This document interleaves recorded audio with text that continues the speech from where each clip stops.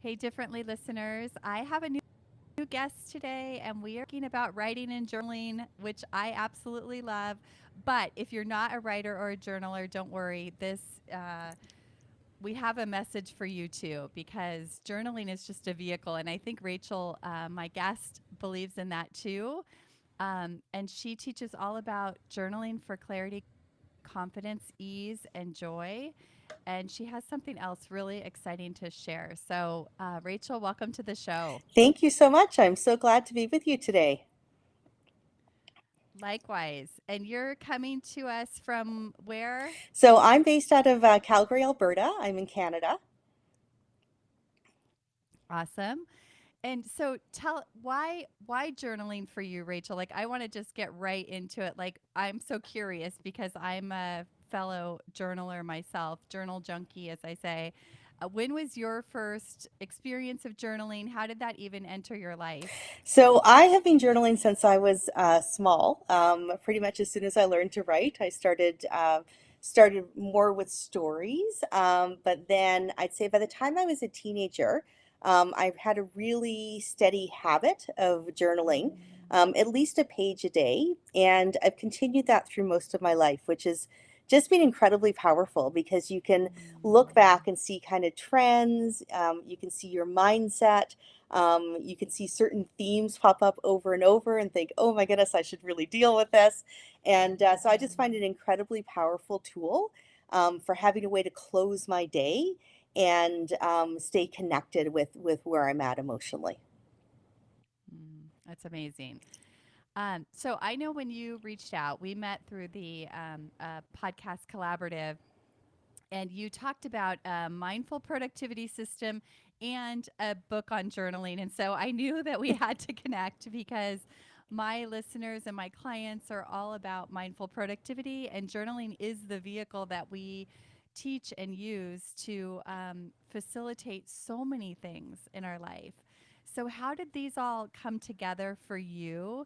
And what are you doing today with these as inside of your business? For sure. So I have a recent book that's come out that I'm really pleased with. And it's 300 journaling prompts that are used for joy, mindfulness, and gratitude. And so that book is called Insights and Inspiration. And that's been something that was a wonderful way for me to actually apply my mindful productivity system to publish it, right? To write it and publish it. And the whole idea behind the mindful productivity system is that we have the opportunity to do things with more joy and more ease by focusing on what truly matters the most. And so when you can get really clear on what matters to you and why, it's easier to focus in and say no to things that don't fit into that. And so I knew that I wanted to write, I knew I wanted to do this, but it's incredibly hard for myself and for many other people to make the time to do that. And so I'll tell you a little bit of a story, if that's okay, around how I developed the mindful productivity system and then how I've used that in my life. And so, just to give you a little bit of context, I work full time, so I'm a full time professional. I'm a mother, and I have aging parents, and so I have responsibilities that way as well. And so, very busy lifestyle, very full days. And I had a family member get suddenly very ill. And so, on top of everything else, I needed to layer in caregiving. And when all this happened, honestly, I just had a little bit of a personal moment where I'm like, there's not going to be any time for me in this, right? And so the things that I love to do, the things like writing, the things like art, where's that joy going to be for me in having all of these responsibilities and just keeping the wheels going on everything? And so what I figured out through this process is I didn't have to have a lot of time. But the time that I had to use really well, and I had to make it meaningful, and I had to be able to just still have that time for me every day. And so the way that I approached it is I used basically what I call mindful time blocks to center myself. So through either journaling or body awareness or deep breathing or meditation, but something that would really kind of anchor me in making the space that I had to work in feel a little bit sacred. And then I would layer into that a focus. And it didn't have to be a ton of time, but let's say a minimum of 25 minutes, maximum of 45 minutes, that I could make progress on something I really cared about. And so, ground myself, make progress. In this case, writing a book, and then kind of close that out on the other end with a mindful session as well. And so, even though I had so much going on in my life, because I was able to carve out that time every day, not only could I achieve what I wanted to do as a passion project on the side, but I could do it in a way that felt really good to me. And so that's how I developed the system. It was actually through, wanting to make progress on things I really cared about. And I'm super happy to be able to share that with people now. So, great experience for me, even though it was a very difficult time. Yeah. Oh my goodness, so many things there. I mean, just your situation and life circumstances, I feel like that's so relatable to so many of us. And it is like you feel overwhelmed by everything that's going on, and it feels like there's no amount of time. And so I hear this so often from my clients. Um, what did you have to, because I think excuse me, in that situation, we can feel powerless, right? We can feel powerless and just sort of at the victim of our circumstances. What did you have to either set down or change in the way that you thought to realize that you could carve out this time when it felt like there was no time, um, for what matters? Because I've experienced it on the other side. When you carve out this time for what matters, the other time it almost like appears or reveals itself, or you find time, or you move through things with greater grace and ease. um, but how, for somebody who's buried in the overwhelm, Mhm. what did you have to overcome in your own mind or thinking to try that, make that happen the first time? Yeah, I will say it didn't come easily. There was a lot of tears in getting there. I felt went through, I want to say at least 2 months where I felt, just like all my energy was drained, right? Like everything I had was going into just keeping the wheels on the bus going for everything I was Yes. responsible for and everybody I cared about. And I was just having tea with a couple of girlfriends, and they could just like the tears were pouring out, right? They could just see how overwhelmed I was. And one of them just said, like, what are you doing for you? Right? Like, we care about you. What are you doing for you in this process? And so it really took kind of that outside perspective to go, I'm in this for the long haul, right? Like, this is not a short-term thing. Like, this is not a blip. This is something I need to find a way to move through and still enjoy life. And in having that joy, I'm actually going to be there better for other people as well, right? Mm. And so, it's really hard to do that mind shift to say, okay, I need to do things for myself. I need to do self care. I need to really kind of put myself first. But once I was able to make that shift, what I found is I actually showed up better at work. I Mm. showed up better for the people I loved. I showed up better in all of my responsibilities. And so it can feel a little bit selfish to kind of go, I need to put myself first. But it is incredibly powerful. And I really do believe that it makes us better in all aspects of life, right? That you Mm. need to really connect in with your heart and you need to stay true to yourself. And honestly, I also had to say no to a lot of things, right? And so getting really clear on what mattered to me and why is what empowered me to start, telling people, sorry, I may have done that thing for years, but I'm not doing it now, right? This is what's important to me now, and this is why. And so it just allowed me to, you know, really get very focused on fewer things and do those things better. Mm. Listener, I want you to go back and rewind just a little bit of what she just said, that taking this time for herself allowed her to show up better in every area of her life. And I can't say that enough. Like, I've experienced that too. I've seen that with my clients. And it's so often people think that this is selfish. And I often say that it's actually one of the most generous things that you can do is to like take care of your own inner world and thought life and emotions, because then you don't dump them everywhere else and you don't make other people responsible for them. You actually are taken care of so you can show up and take care of people and be more generous. So I love that message so much. I think self-care, I kind of like resist that whole word because it's often such sort of surfacey kinds of things. And I love Mhm. that you're sharing a message that it's really a self discipline of taking that time to take care of yourself so that you can go do all those things you want to do and have the impact you want to have and be Yeah. sane and well while you're doing it. Yes. And actually find some joy, right, in the moment. I think it's so easy to get overwhelmed and to be thinking ahead to like, here's everything I have to do, right? And I don't know about you, but for me, like when I start doing that, it just feels like things are piling on, right? Where if I can be more mindful and present in the moment, not all the time, but at least for blocks of time, it just is freeing. It just allows me to not be carrying everything at once and really just have a time that feels good. Yeah. 100%. And when you're present, I find that I have everything I need. I'm not, because I'm not lost in my head. And I can be more focused and my work is deeper, my work is richer, all the Yeah. things. Yes. Okay, so you spoke about something else that I think is important.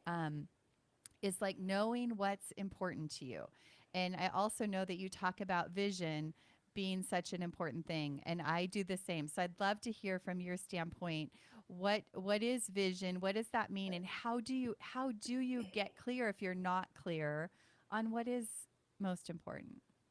Yeah. So the way that I approach this is I basically wanted to ground everything in a long-term vision. So I didn't want to be kind of caught up in like, all the to-do lists, right? I really wanted to be thinking more holistically and long-term about what I wanted life to look like. And so what I recommend is developing a 10-year vision and to make that well rounded. So, what are the things I want to be? How do I want to feel? What do I want to do? What do I want to have in terms of not just material things, but relationships, experiences? And so, really, thinking through kind of what do I want life to look like in 10 years and how do I want it to feel as I'm getting there? And so I went through that process. I have a number of prompts that I use to develop that to, really flesh out those different areas, and then wrote it up as a vision statement. And that's a vision statement that I keep posted. I read it every single day. It's my bedrock, right? So if I'm having to make decisions about where to spend my time, I can look at that and I can think, okay, like how does this fit with my long-term vision, right? How does this help me move me in the direction that I want to go? And so I just find it a really powerful tool. And then visualize that as well. So I don't know if you're familiar with the work of Shakti Gawain, but I love when she's doing it was writing about visualization, how she would always close with like this or something better still, right? For the Mm, highest good of all concerned. And so while you have a vision, right? While you have some clarity, it allows the possibility that things will shift and change. And mm, so I think, reviewing that vision statement on an annual basis to make sure it's still true, it's still authentic, and then really using that, as that North Star, as that foundation for decision making, is just a really good practice and a very nice way of having some authenticity around what matters and why. mm. Music to my ears. Our messages are very similar.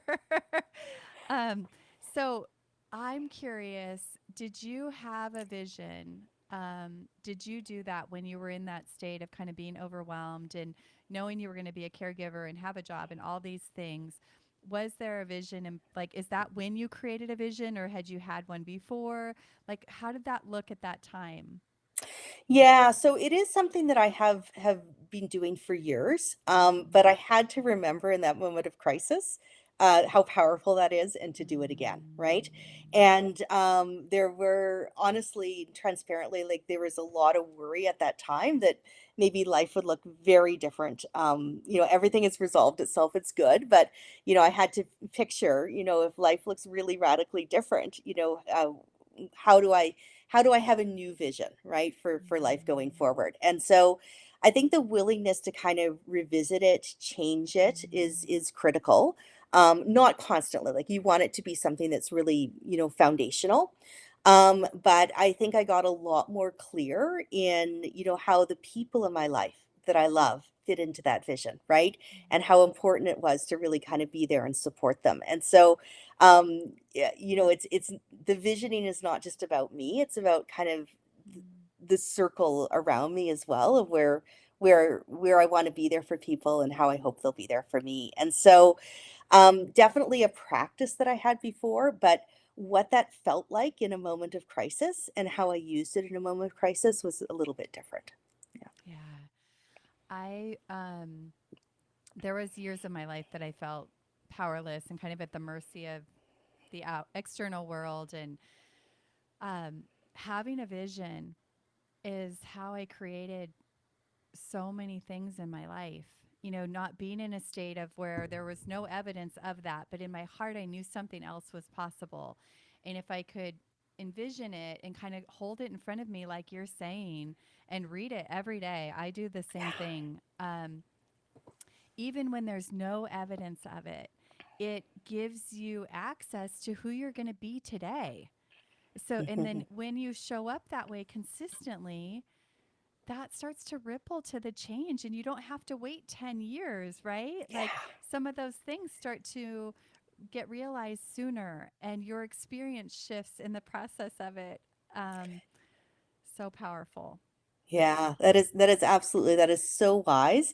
And you're right, like if it doesn't have to take 10 years, right? Like don't be attached Mm-hmm. to that timeline, because when you're thinking that way and you're open to opportunity and you're looking for things that align with that vision, opportunities start popping up, right? And so Mm-hmm. you see them because you have that vision where otherwise you might not. And so and I think incredibly powerful words that you shared to, allow things to happen more quickly if they can. Yeah. Yeah, and it's like it gives you purpose here and now. Mhm. I Because it's like these circumstances may be terrible, and may not have control over a lot of those things. But what I can control is me and who I want to be in this situation, and that's what you're talking about. Is having a vision gives you that, um, and that's really powerful because a lot of times we feel powerless in whatever is happening. But that's where you can, I guess, come inside and use these tools that you're talking about to find places where you do have power and control to influence some of it. Yes, Yeah. So, absolutely. okay. So let's talk for a minute about being overwhelmed and stuck, because a lot of my listeners, well, we all feel that way, right? Like I think it's an ongoing process of like, I'm overwhelmed, I'm stuck, I'm not, I'm overwhelmed, I'm stuck, I'm not, right? Yeah. um, how does the mindful productivity system help people manage themselves in these different situations that we find ourselves in life? Yeah. So I'll describe a little bit about it and then kind of like how I think it's helpful for people to apply it. Yeah. And so the first foundation we've already talked about is having that long-term vision. The next piece is using that long-term vision to basically discern what it is that you can realistically accomplish that fits into that in the next 90 days. And so the reason for 90 days is it's a long enough time frame to really accomplish something, but not so far out that you don't get started, right? And so Mm. basically taking those things from your vision, deciding, okay, what can I realistically achieve in the next 90-day, window?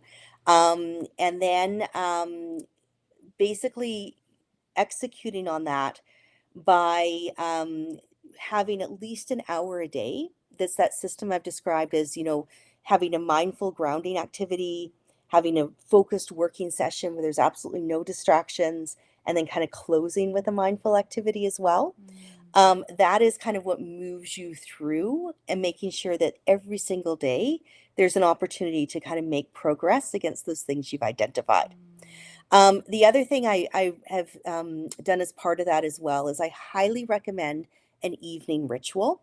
And so that's a lot where the journaling comes in, because at the end of the day, you want to be able to look back and celebrate like every small success that you had, so that you know you're making progress and you can mm, acknowledge what you've done, right? If you haven't taken that time for yourself and you haven't worked on the things you're truly passionate about that kind of fit with your long-term goals, then doing that journaling as well is a really eye-opening experience to kind of go, okay, what's getting in my way? What's blocking me? What's stopping me? Why am I not doing that? And so, yeah, I think ending the day, with journaling, with gratitude, with kind of getting really clear as well on what is it I want to, do tomorrow, is just a very nice way of consistently staying focused on what matters to you. And of course, having an accountability circle or a circle of support, or an accountability buddy, all of those things as well can really help you stay on track. And so that's kind of the mindful productivity system, is like, from your long-term visioning to kind of your daily focus. And in my life, it's just made such an incredible difference mm, in terms of feeling good about what I do, and mm. getting better at kind of estimating what's realistic to do in a day. Right. So I don't know about you, but sometimes it'll be like Yes. I have these delusions of everything I'm going to get done. And it's just allowed me to really scale that back to like what is realistic, and then feel good about what I've accomplished. Oh my gosh. That is, I mean, that is so true. I can't tell you. I mean, in my own life, my husband laughs at me because I'm very good at overestimating what can happen, and sometimes it actually happens. But um, and then so often at the end of the day, feeling like you haven't done enough or you didn't make progress. I can't tell you how many times I hear that from people, or I Mhm. felt it myself, right? We're just, and then the list as an entrepreneur never goes away. And even maybe not as an entrepreneur, right? Our list doesn't go away, but there's like this illusion that it's going to. And if we just work harder and do a little bit more, we're going to get there. And I've had to come to grips with like that list is not going away. And it's up to me to do what you're talking about, to end the day, to close the day, to take stock. And I think that that is such a key piece that you're talking about, of taking stock of what did happen, Yeah. right? Because we're Yeah. so good at like what didn't happen and feeling terrible. Yeah, we beat ourselves up a lot, right? So, first of all, we're like, okay, I'm going to do everything. And then when that doesn't happen, we focus on, okay, all that stuff I didn't get done, right? Versus like, what did I do, right? How did I make a difference? That's where I also think like the power of saying no comes in. Mm-hmm. And so sometimes in looking at my list, it'll be like, no, that doesn't fit my priorities right now. It doesn't Mm-hmm. mean it won't ever, but I just need to be really clear because I only have so much time and I want to feel that Yes. I use that time well, right? Mm. Yeah. Use that. Feel like you use that time well. I think that's so key. Um, when you, there was a question I had and it slipped. What you were just talking about. Um, do you take stock every day? Like at the end of your day, do you sort of take an inventory to see? Yeah, so it's not like a long period of time, but I'll kind of take 15 minutes every evening, and I'll do like one journal page in there because I find that really, just kind of connects me, right, with how Mm-hmm. I'm feeling, where I want to go, what's next. Like I just find that a really, very good way of kind of processing is what I would say around that. And so it's like one page of journal. I'll usually do a little bit of a meditation, and then I'll do gratitudes. So three gratitudes as well, just to kind of close out. And so all of that, just kind of allows me to close the day, in a way that feels good, and it kind of transitions into what is it I want to do the next day as well. Well, and I can only imagine that that exercise right there probably allows you to kind of close the day, close your mind, sleep better. Because I know if I don't do that, then my mind is still going when I get in bed. And I feel like sometimes it can wake me up in the middle of the night thinking about those things. Yeah, absolutely. Yeah. So I remembered what I was going to ask, and it was about kind of narrowing the idea of what, um, like your expectations for the day so that you can feel good about what you're doing. Say a little bit more about that. Yeah. So this is uh this is where I would say, like, I don't kind of do this with my full to-do list, right? Like, I still have a to-do list on the go. And that's separate from this. What it really is about knowing that I have some time for myself and that I'm using that well. Right. And so, whether if I have to fit in groceries and all these different things, that's the reality of life. You need to do that. Right. But I don't want my entire day to all of a sudden be work, grocery, childcare, and it's gone, right? It's just Yes. disappeared, right? And so what I've done for myself is I basically have put an hour in my calendar every day that is my time, right? And that is and then that time that I have is where I can make those choices, right? Around how I want to use that to move my vision forward. And so Mm. I think the discipline of like having that in your calendar, making sure that you have that time, that, if you have 1 million errands to do, and you know that there's an hour that's non-negotiable that is yours, right? That you're going to make progress in something you truly care about, you have to choose. You have to be selective, and you say, you know what? I can do or I'm ordering groceries online right now. I'm not running to the grocery store, or I'm delegating something to somebody else, or I'm asking for help, right? Because then you get realistic about the fact you just can't fit it all in your day, and I'm not doing it at the expense of having time to work towards the vision that I care about, right? That boundary and guarding that just small chunk of time, whether it's an hour, a half hour to start, Yeah. um, I think is like that alone will start helping you feel better in your current circumstances. I feel like that is so important. If you took away one thing today, like just carving out some amount of time. When I was a new mom with babies, my boys are young adults now, but I started writing.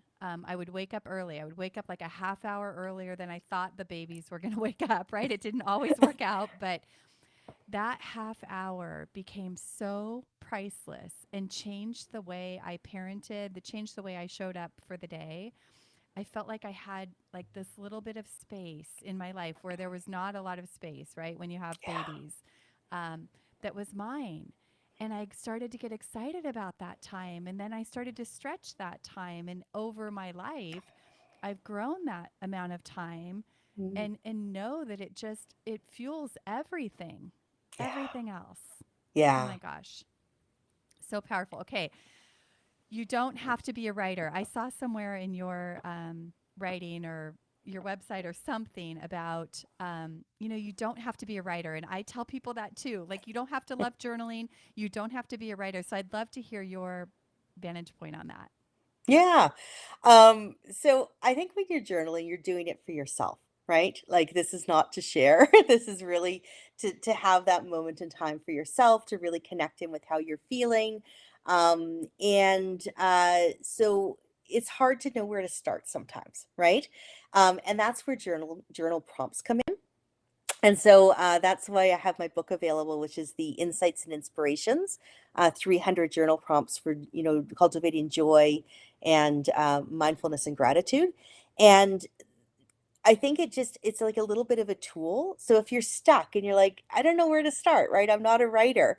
Having something to reflect on is a great way of making sure that you're just not staring at a blank page, right? Mm-hmm. And so just a question a day, a page a day, a half page a day, But if the questions are the right ones, if they're ones that kind of make you think and make you reflect, then it doesn't have to be a long process and you don't have to write for long.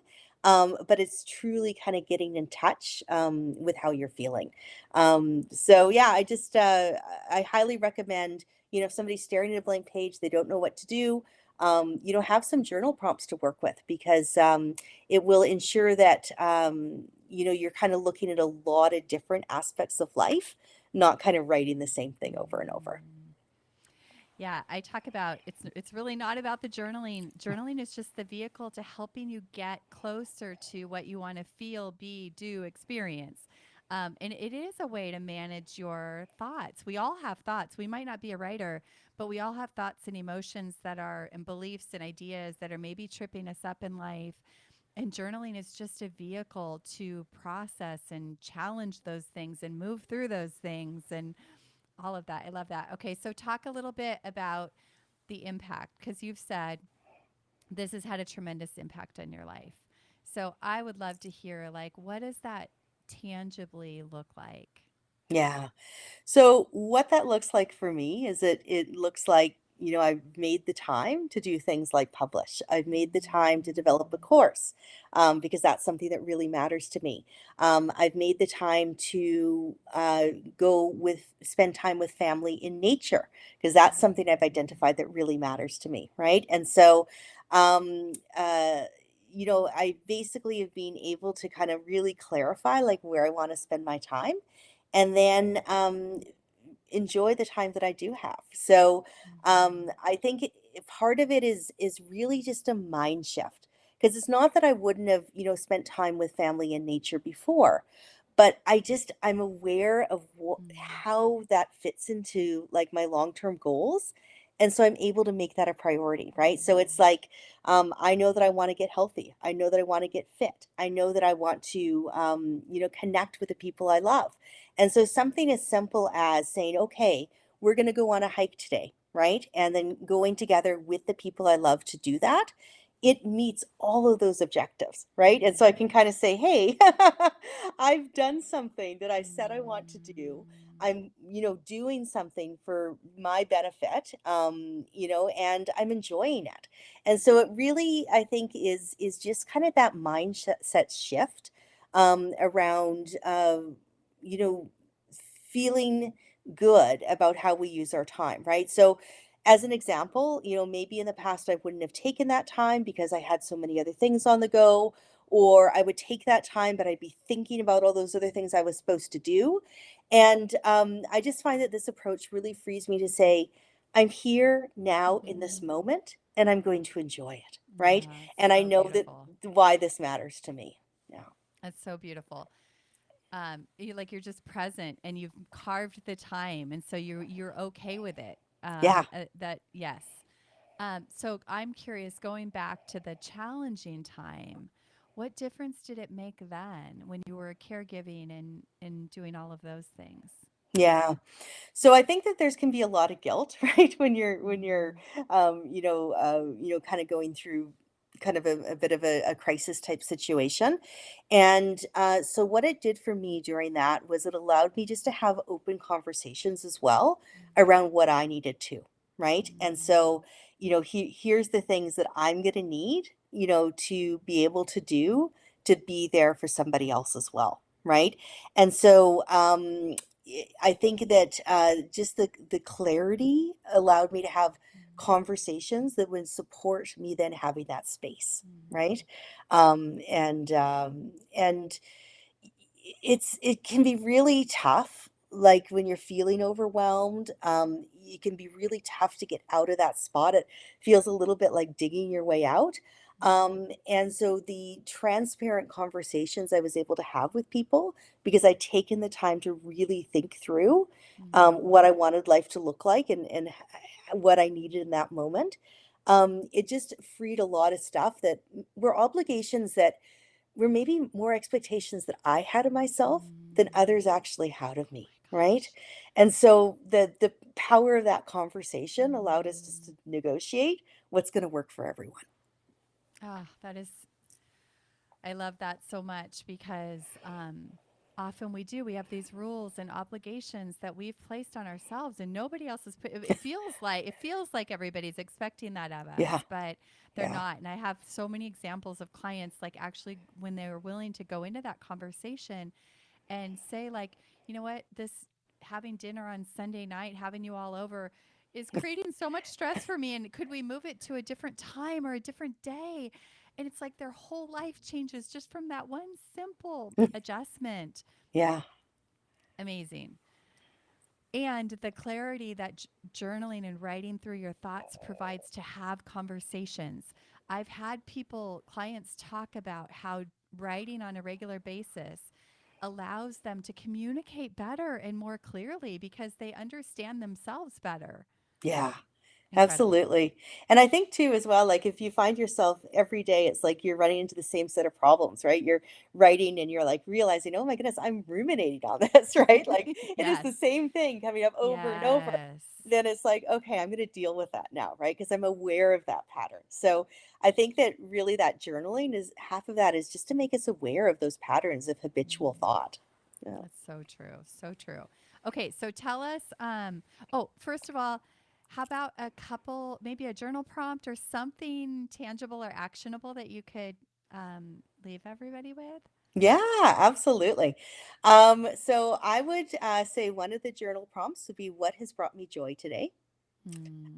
Another one would be how I've demonstrated self care today. What have I done to care for myself?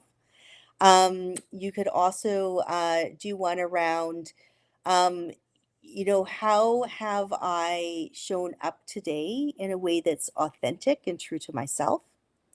Mm. So lots of different ways that you can kind of approach things, but I think, starting with ones that are around your experiences of the day is just a really nice entry point. Mm. Love that. Okay, so tell us all the places where we can find out about your course and your book and your website and all those good things so people can see your work. Yes. So my book is available for sale on Amazon. And it's also, you'll find a link to that from my website as well. And so my website is passionpurpose.today. And I do have available through my website link course, which is a gift. And it is called Mindful Momentum. And what it is 4 easy lessons around mindful productivity. And so if you kind of come out of this conversation, your listeners are curious, they want to find out more. I would recommend that free mini course is a really nice starting place to get into this. And I will be launching soon as well. A what I'm calling a focus flow success circle, and so it's an accountability group. It's an online group. So if people are looking for support in this, that will be available through my website as well. Amazing. And we'll make sure to have all the links in the show notes. So, last question for you. What does differently mean to you? Yeah, that is such a great question. But I think I've used the word authenticity a few times, and I think for me, it means being willing to do things differently, to think outside the box, to be true to yourself, to be authentic, right? And Mm, so not to just kind of fall into the habitual patterns, that are out there, right? But to really, be able to think for yourself and then express yourself. mm. That's how I would define it. Oh. Rachel, thank you so much for joining me on Differently today. It's been so fun for me. Like, I just feel like you're such a kindred spirit, and we could sit and talk about these things all day. So, thank you so much for sharing so many gems of wisdom and nuggets for people to take action with right away. So, thank you so much. Thank you. I really love your podcast, and it was just such a joy to be with you today and really appreciate all the fabulous work that you're doing. So, thank you for taking the time.